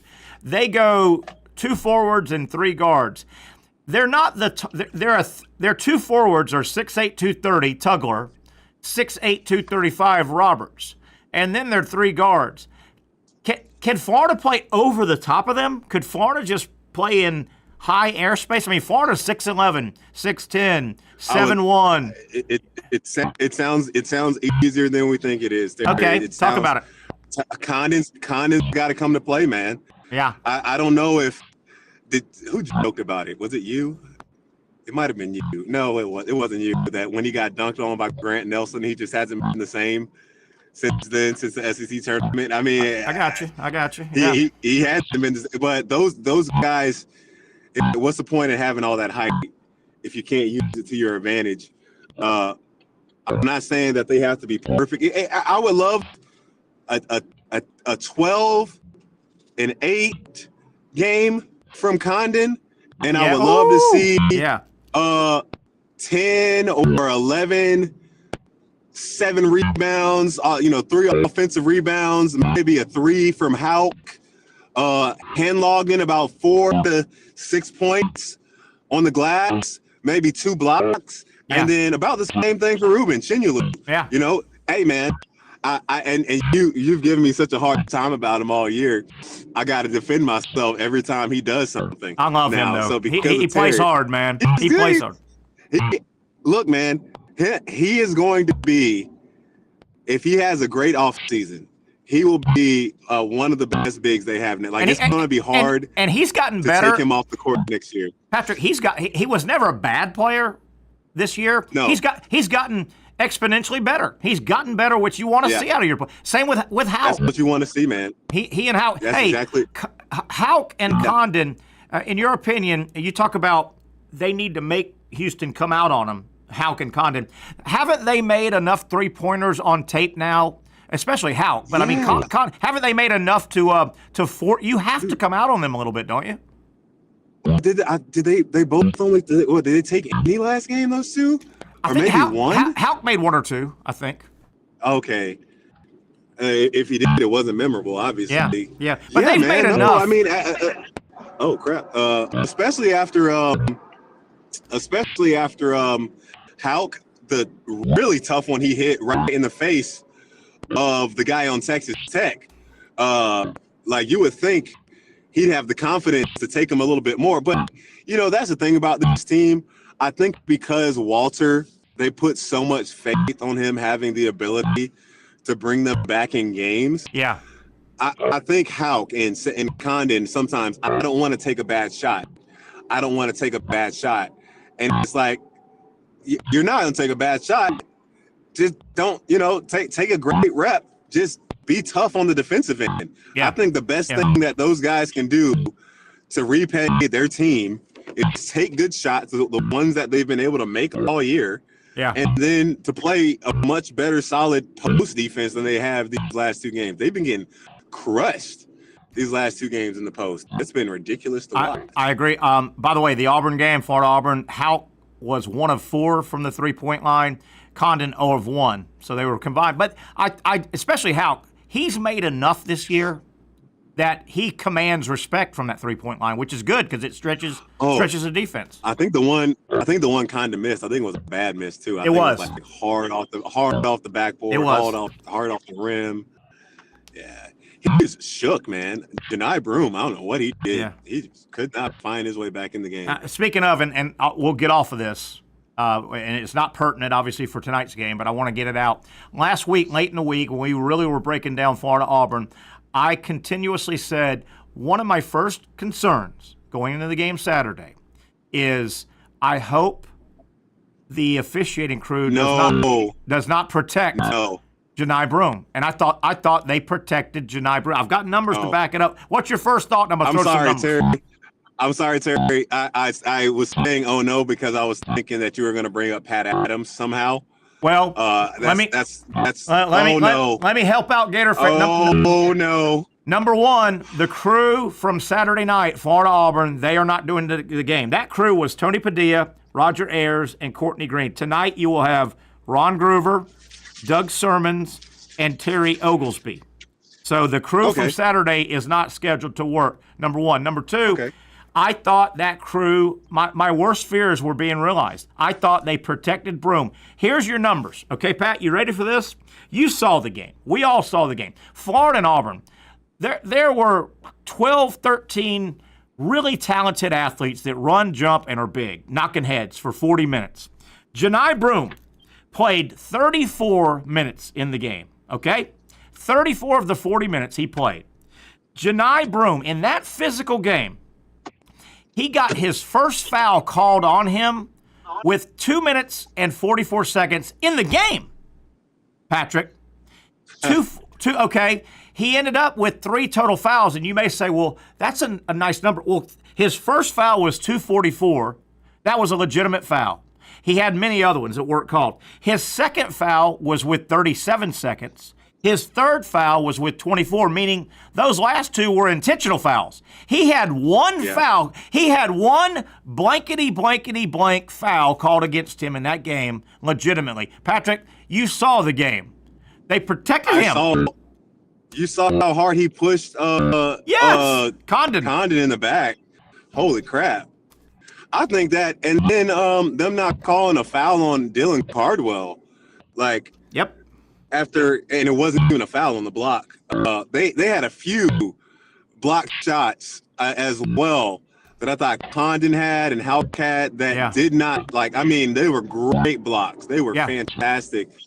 Man, we got pretty fortunate there on the lost free throw that ball ended up not touching Elijah Martin because they cut it to 5 at that point. Yeah, that went between his legs. That was close. Yeah, and then Chad Baker Mazzara, like I call these, they're not makeup calls, but these are the basketball gods. Yeah, I would say when he pump faked and his foot went off the air for a turnover.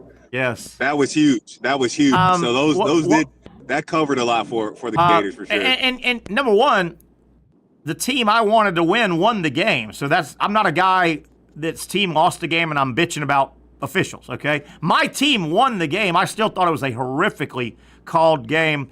What did you think of Chinyalu getting the flagrant 1? That was close. I mean, it looked like a basketball play. Oh, man. What did you think of that? Man, so in looking at that play, if his eyes, as he's doing that kind of split move to get over, because look, he's going through a screen. He doesn't know that it's a guard. He doesn't know how tall the guy is. He just knows, I need to get over this screen or through this screen, around this screen, or my guy's going to get the ball in a really good position. Watching the replays multiple times, his eyes never look at, I don't know who he hit. This is a Patric. Never looked at. I agree. Because then I can say, oh man, he knew his elbow was catching him in the head. Man, that's just a basketball play. You hate to see it, but yeah, flagrant 1 there. If you're gonna call that a flagrant 1, then you got to call that a hook and hold on Dylan Cardwell. I remember that as well. Because that was stupid. Yeah, remember that as well. Pat, gonna pat myself on the back a little bit here. I'm kind of proud, particularly if Florida can somehow close this thing out tonight and win it all. I think, and this was mid-January when I had seen everybody play in the country. I'd seen everybody a couple, 3 or 4 times. I started to say, I think I was the first guy in local, regional, or national. I'm being serious here. I think I was the first guy, and I've stuck by my guns, that said, I think Florida's the best team in the country. And on a neutral court, I think they're certainly I'm sticking by my guns. Mid-January. You made a mistake, man. You got to have that recorded. You got to have a tweet, a picture, something to help you out here, Terry. I think I do remember you saying I thought they were the best team in the country. By mid-January, I said, I told it to Brent, I said on the show, I'm like, I think Florida's the best team in the country. And I qualified that by saying, remember, and I know Houston is close to San Antonio, tonight's location, but especially in March Madness, you're not playing in Neville Arena. You're not playing in Rupp Arena against Kentucky. You're not playing in Cameron against Duke. You're on a neutral court. I certainly think they're the best team in the country. We'll see. Right. They got to finish it out. We'll see. Without a doubt. Do they ever? Same announcing crew tonight. Iron Eagle, Bill Raftery, and Grant Hill. I think they work good together. I think that's a good crew, I think. Yeah. It's a great crew. I can listen to those guys do games all day. And I love Raft, just his old man spunk that he adds into it. You said that last week, yeah. His old man spunk with his voice, man, it adds fun. I feel like I'm learning, I'm being educated. I agree. They share their opinions on call. I don't ever feel like these guys are being homers or pushing this or that. I've felt very good with this crew, man. Tonight, I wanted to get this out again. I got it in the first hour, Patrick. Tonight, if you're in Jacksonville, you want to just jump in the car, but certainly if you're in the Gainesville area, a huge viewing party, huge watch party tonight in the O-Dome. 7 o'clock, doors will open, so a little over an hour or so. Free to get in. Obviously, you'll pay for concessions and stuff, but that should be a lot of fun. If you're in that area and you want to watch with a bunch of Gators, the O-Dome, the university will open up the O-Dome watch party, 7 o'clock. That sounds like fun, doesn't it? Going there with about 5,000 other fans watching it.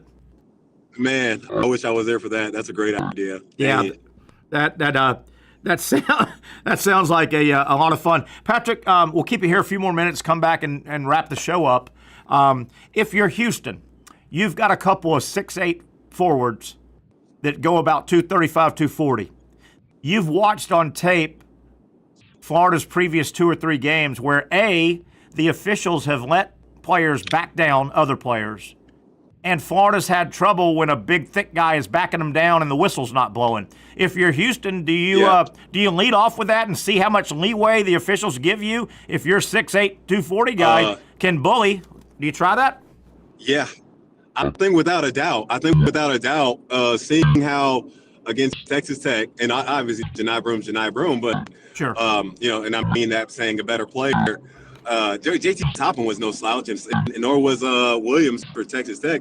But yeah, I think Roberts is a 6th-year guy. Is that right? 6th year. Wow. At Houston. So whom else would I trust? Him and LJ Cryer, who won a national championship at Baylor. Yeah. One of those 2 guys to attack. But yeah, I mean, if their defense isn't, and part of it's Florida giving it to them, part of it's Houston just being such a great defensive team. They're going to find difficulty finding flow on offense if they can't get some easy baskets, because that's just always Houston's problem. Never a great scoring team, but boy, if it's close, all you need is 1 point, Terry. All you need is 1 point to win. Yeah. Pat, is it as easy as this? I'm going to say something, and then I want you to comment. You give me your thoughts. Is this game as easy as if it's a game in the 50s, Houston clearly wins? If it's a game in the 60s, it's a Florida kind of toss-up. If the game's in the 70s, mid to low 70s, Florida's going to win that. Is that fair to say, or is that not as black and white? I think 70. I think 70 and up, Florida wins. I could go with that for sure. I could go. Without a doubt. We went over this. Pat, we went over this the first hour. Both teams come in 35-4. Houston and you alluded to it earlier, Houston's lost 4 games. They've actually lost 3 of those in overtime. They lost 3 in overtime. Yeah, they lost to Auburn. Auburn got 74 on them, but this was a long time ago. Auburn beat Houston in regulation, 74-69. So 74, if you can get 74 in Houston, that's a nice number. Alabama beat Houston way back in the beginning of the season, 85-80, but that was overtime. So that was probably in the 70s. San Diego State beat Houston 73-70 in overtime. So that game was probably in the 60s, but they went an extra 5 minutes. Texas Tech, I watched most of this game, regular season. Texas Tech beat Houston 82-81, but that also was in overtime. So that game was probably low to mid 70s. Man, if you can touch 70, you've done something against Houston. I guess it's just weird. The Big 12, gotta give that league some credit that they were good, decent without Kansas this year. How about Kansas that? Being, How about that? Right. And you could kind of say the same thing. I think they had a nice comeback win at Kansas. At Kansas. Pat, you could kind of say the same thing about the SEC minus a great Kentucky team.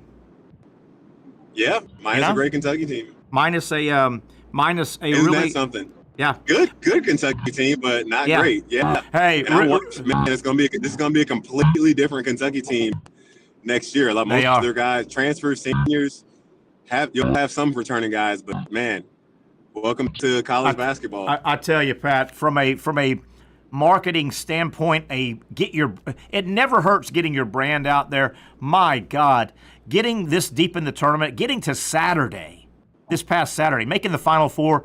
Think about how the Gator brand, basketball brand, I mean, you can't buy that kind of exposure. Just great for the brand and Todd Golden and Portal bringing in more. You can't. You have to win. You got to win. You got to get. That's how you do it, my guy. And it just it feeds off itself. If you're good, you get deep in the season and you're really good, and then you get that brand everywhere, and people want to go play for the brand. They want to go play for the freaking brand. Mm-hmm. A couple more things, Pat, I want to get to with you. And this is way ahead of the game. I shouldn't bring this up, but I'm going to because I want you to remember I said this. I hope to God that the SEC basketball office pays Florida back next year with the schedule, because I'm expecting, remember what happened this year. This year, Florida played Kentucky regular season one time in Lexington with no Gainesville return.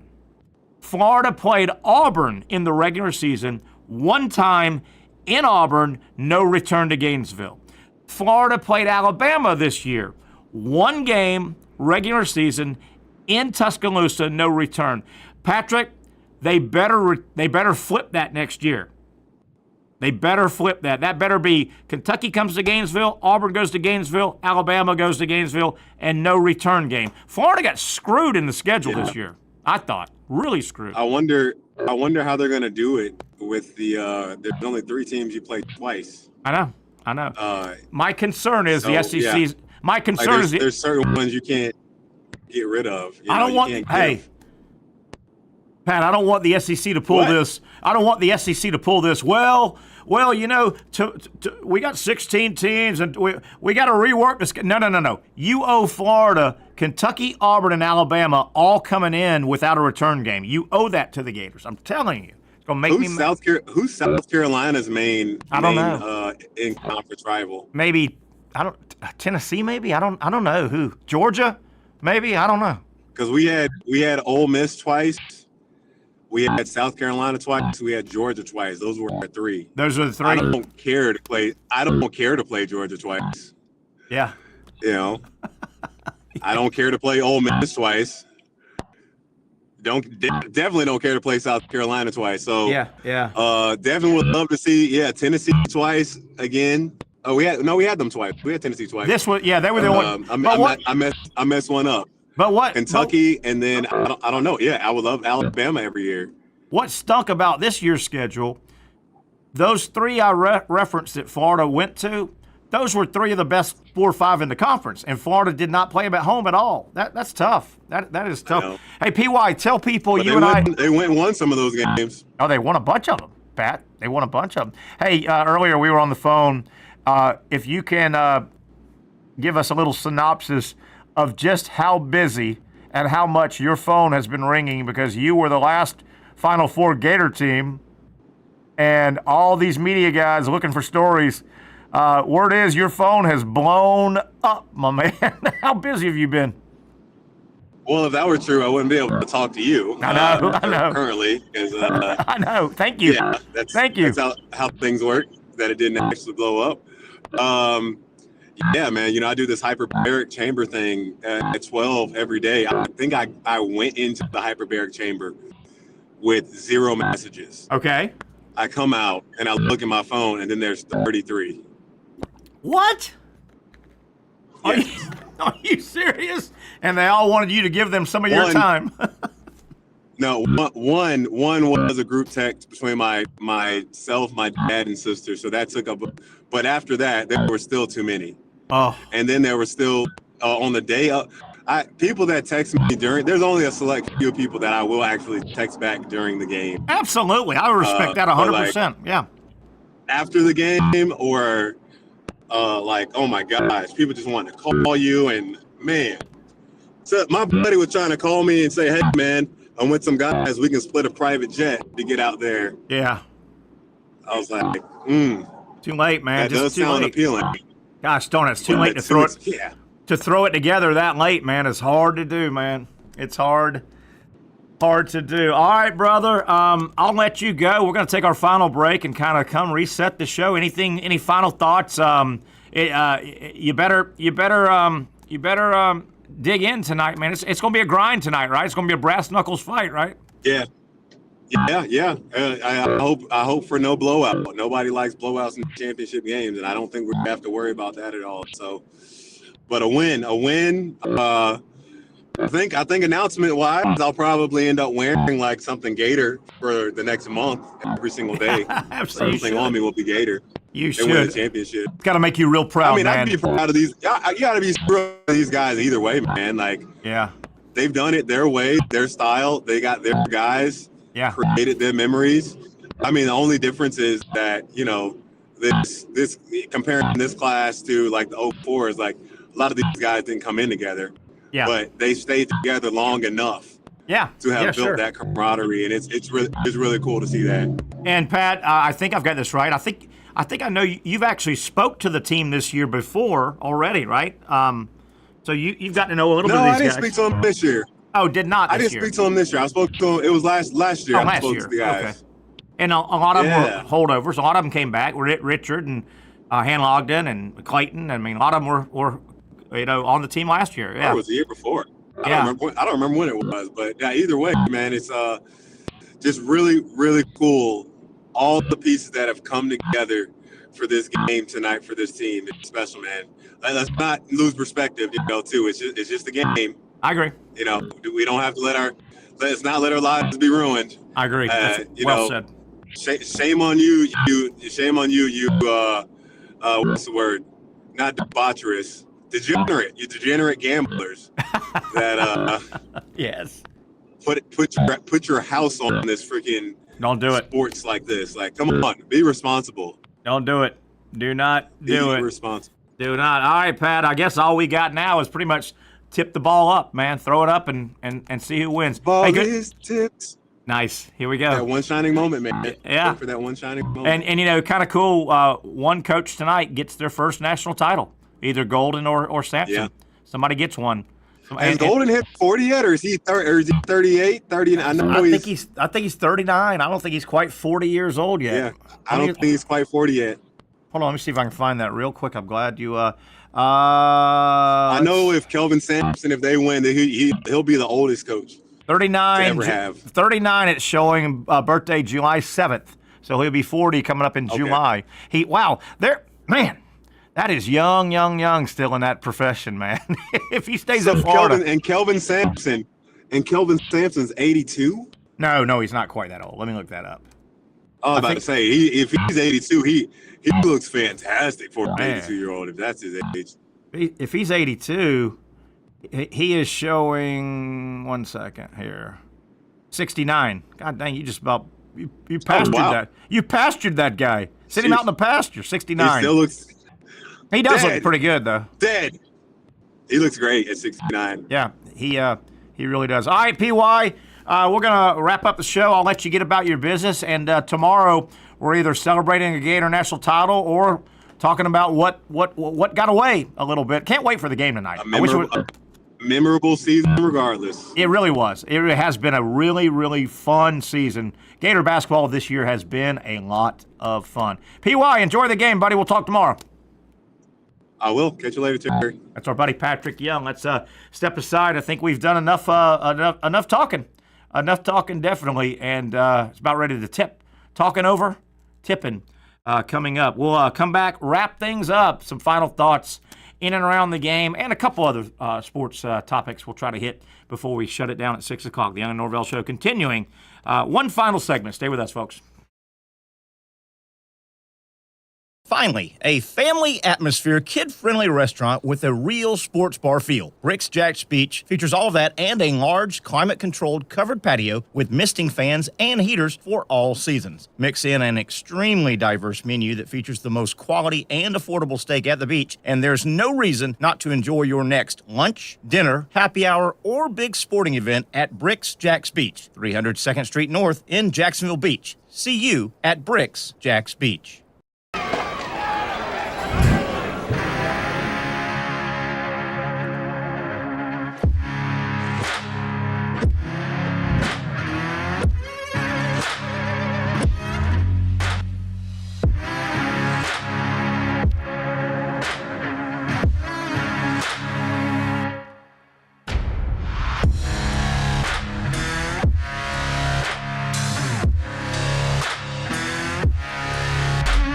For over 20 years, Southeast Orthopedic Specialists has been providing the highest level of orthopedic and spine care to patients throughout Northeast Florida. Now, we're making that same great care even more convenient with Southeast Orthopedic Specialists Direct, a walk-in clinic where you can be seen for pain or injuries with no appointment needed. Staffed by orthopedic physicians and specialists, we offer everything from diagnosis and treatment to imaging and bracing, all with no appointment needed. For more information, hours, and locations, visit our website. You really got to hand it to him. Hold on. The previous play is under further review. I'm not sure what he could review, but okay.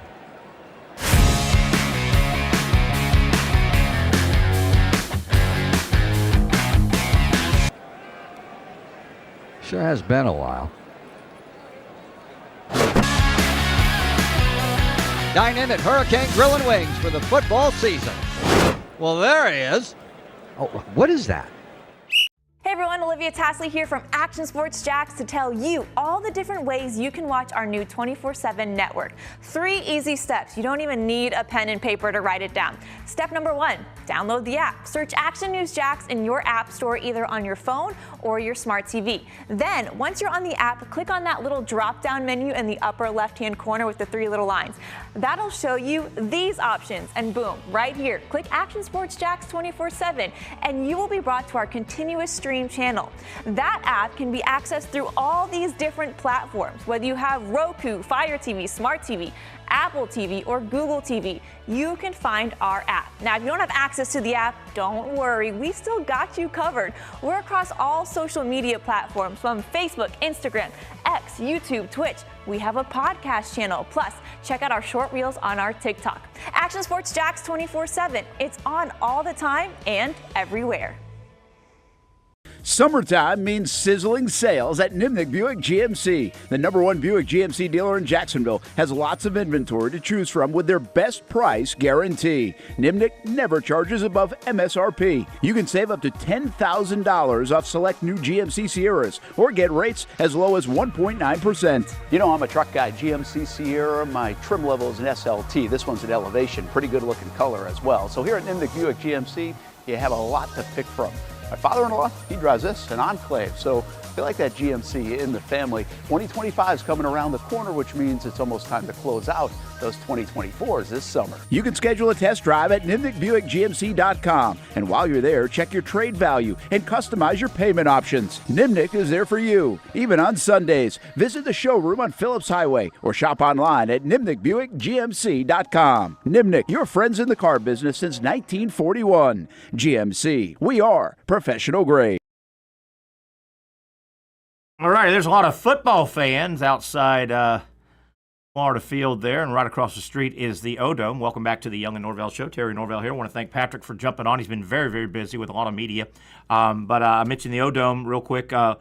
Florida Gator basketball watch party tonight. Open free admission inside the O-Dome if you're in the Gainesville area. Or heck, if you want to hop in the car, you could easily get down there by now. Doors will open at 7 for the huge Gator watch party in the O-Dome. Free admission, and then certainly you'll pay for concessions and things like that. But if you are looking for a massive watch party, you can't go wrong by maybe you're already down in that area watching the show. You jump over to the O-Dome. Brando checks in here with our chat. Who you got tonight? I'm going to stay with Florida. I've thought Florida.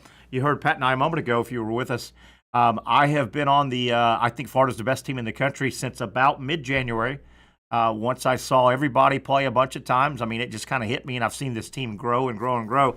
I think they're the best team in the country. I would have said that even if they played Duke. And, I mean, say what you want. Duke choked, Duke this, Duke that. Well, Houston won the game.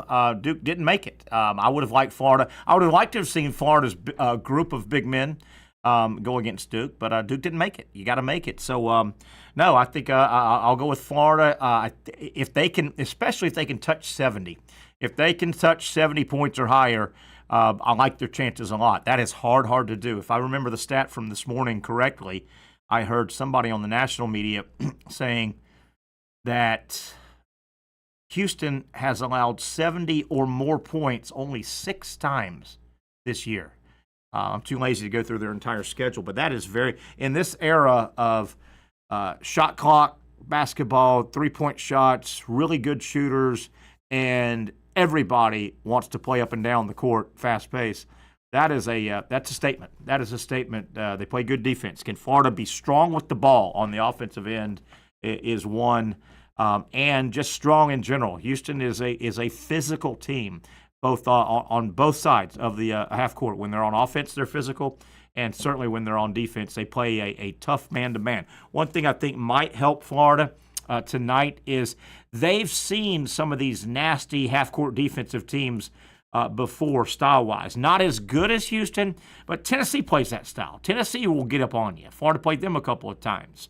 I thought UConn played really good defense. UConn was physical. They had no problems getting up on you. I think Texas Tech is very, very similar to Houston. They are conference opponents.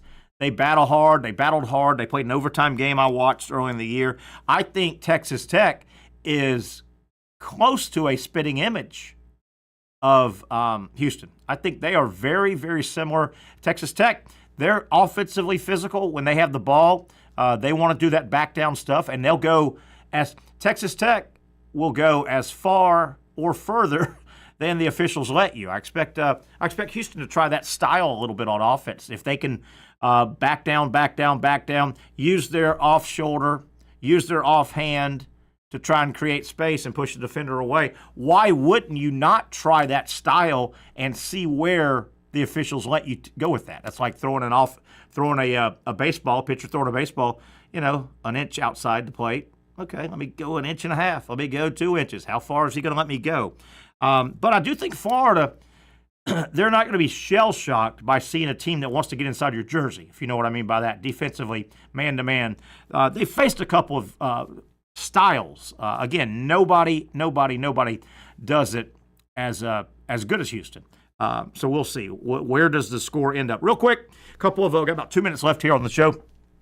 Remember, tomorrow we'll be live reviewing tonight's game. We'll be live at Hurricane Jointed Creek. If you're in the Mandarin area, swing by, say hi.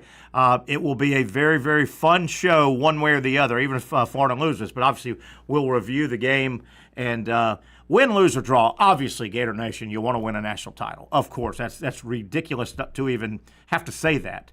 But, man, you have to admit, Terry the fan, and I'm a Gator fan, I never shy away from that. This has been a fun run. Really, really, really likable team. You can really, they play hard. Todd Golden is maturing into a big-time college basketball coach.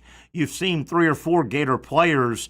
They've elevated their game. Chinyalu's gotten better as the season's played on. Thomas Houck is turning into a superstar in front of our eyes. They've all gotten better. Walter Clayton, as good as he was last year, he's better this year. He is better this year. Been a fun team. Win, lose, or draw, been a fun team. Real quick, when we got out of here last Friday, we were kidding around about the LA Dodgers. Are they going to go undefeated? Are they just going to win every game? How about over the weekend? Not only have the Dodgers lost, they lost the series at Philly. The Phillies took 2 of 3 in Philadelphia over the Dodgers. The Dodgers lost a series already, which we didn't think they would ever lose a series, and they're not in first place. The Dodgers 9-2, their percentage points behind San Francisco in their division is 8-1. Oh, Major League Baseball has a way of getting back at you.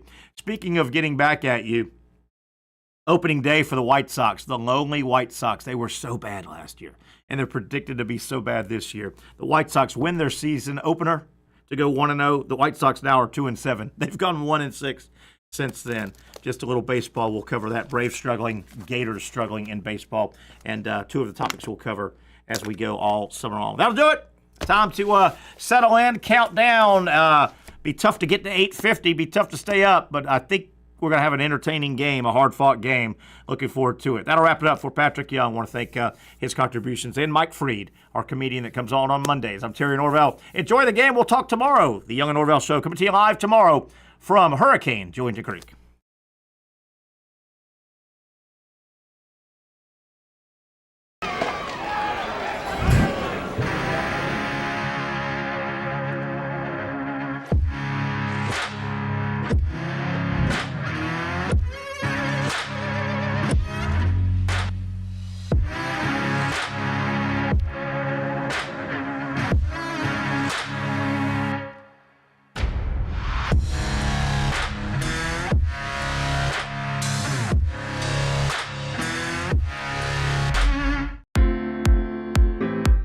At Southeast Orthopedic Specialists, we know pain and injuries can stop you from doing what you love. This is why our board-certified orthopedic specialists offer the latest in both non-surgical and surgical treatment options and create a treatment plan tailored to your unique lifestyle and goals. So, whether it is a sports injury or that nagging pain that's keeping you from doing what you love, our team has the right treatment for you. For more information or to schedule an appointment online, visit our website. Finally, a family atmosphere, kid-friendly restaurant with a real sports bar feel. Bricks Jack's Beach features all of that and a large, climate-controlled covered patio with misting fans and heaters for all seasons. Mix in an extremely diverse menu that features the most quality and affordable steak at the beach, and there's no reason not to enjoy your next lunch, dinner, happy hour, or big sporting event at Bricks Jack's Beach, 300 2nd Street North in Jacksonville Beach. See you at Bricks Jack's Beach. You really got to hand it to him. Hold on. The previous play is under further review. I'm not sure what he could review, but okay.